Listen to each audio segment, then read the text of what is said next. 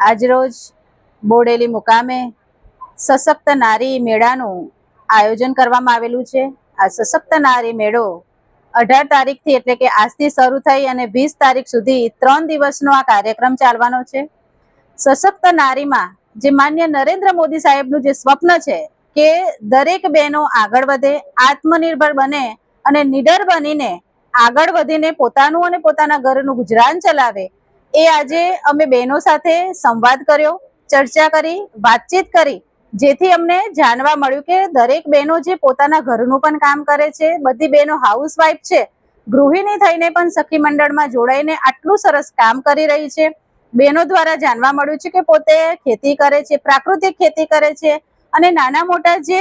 ધંધા છે, જેમ કે માળાઓ બનાવવાનું છે, પ્રાકૃતિક ખેતી છે, શાકભાજી છે અને વિવિધ જાતના અહીં સ્ટોલ લગાડવામાં આવેલા છે। સ્ટોલની પણ અમે મુલાકાત લીધી અને સ્ટોલ ઉપર પણ માટીકામથી લઈ મણકાકામને પહેરવાની દરેક વસ્તુઓ બહેનો જાતે બનાવે છે। પ્રાકૃતિક ખેતીને પણ વેગ આપી રહી છે, જે આપણા માન્ય રાજ્યપાલ સાહેબનું પણ એક સ્વપ્ન છે અને આ સશક્ત નારી મેળાથી બહેનો ખૂબ આગળ વધી રહી છે।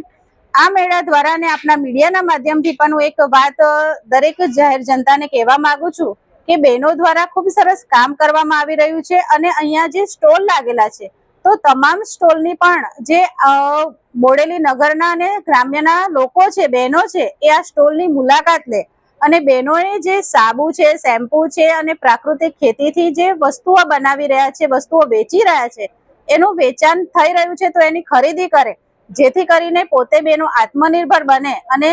હર ઘર સ્વદેશી ઘર ઘર સ્વદેશીનું જે આપણું એક સ્લોગન છે, જે માધ્યમ છે, એને પણ આપણે આના દ્વારા ચરિતાર્થ કરી શકીશું, સાર્થક કરી શકીશું। તો સૌ ગ્રામજનો, નગરજનોને પણ એક વિનંતી છે કે આ સ્ટોલની સશક્ત નારી મેળાની મુલાકાત લે અને અહીંયાથી જે વસ્તુઓ વેચાણ થાય છે એને ખરીદી અને ઘર ઘર સ્વદેશી હર ઘર સ્વદેશીને પણ અપનાવે।